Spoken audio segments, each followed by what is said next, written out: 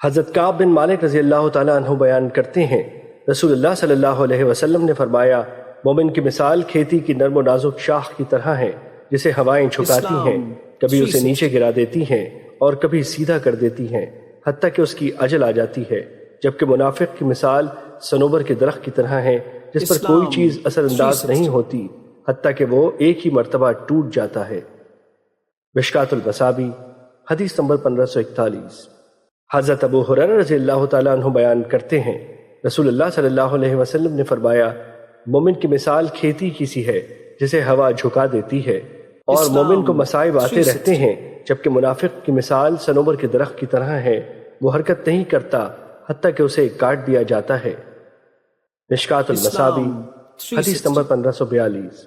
حضرت جابر رضی اللہ تعالیٰ عنہ بیان کرتے ہیں، رسول اللہ صلی اللہ علیہ وسلم ام سائب رضی اللہ تعالیٰ عنہ کے پاس تشریف لے گئے تو فرمایا، آپ کیوں کانپ رہی ہیں؟ انہوں نے بتایا، بخار ہے، اللہ اسے برکت نہ دے۔ آپ صلی اللہ علیہ وسلم نے فرمایا، بخار کو برا بھلا نہ کہو، کیونکہ وہ بنی آدم کے گناہوں کو اس طرح ختم کر دیتا ہے جس طرح بھٹی لوہے کی میل کچیل دور کر دیتی ہے۔ مشکوٰۃ المصابیح حدیث نمبر 1543۔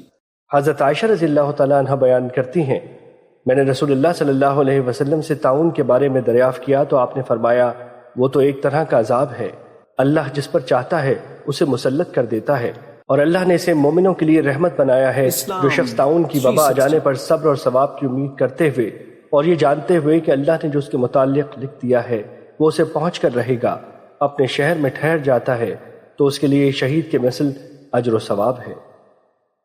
مشکوٰۃ المصابیح حدیث نمبر 1547۔ حضرت اسامہ بن زید رضی اللہ تعالیٰ عنہ بیان کرتے ہیں، رسول اللہ صلی اللہ علیہ وسلم نے فرمایا، طاعون ایک طرح کا عذاب ہے جو بنی اسرائیل کے ایک گروہ پر یا تم سے پہلے لوگوں پر بھیجا گیا تھا۔ جب تم کسی ملک میں اس کے پھیل جانے کے متعلق سنو تو تم اس ملک کی طرف پیش قدمی نہ کرو، اور جب کسی سرزمین پر پھیل جائے اور تم وہاں موجود ہو تو پھر وہاں سے راہ فرار اختیار نہ کرو۔ مشکوٰۃ المصابیح حدیث نمبر 1548۔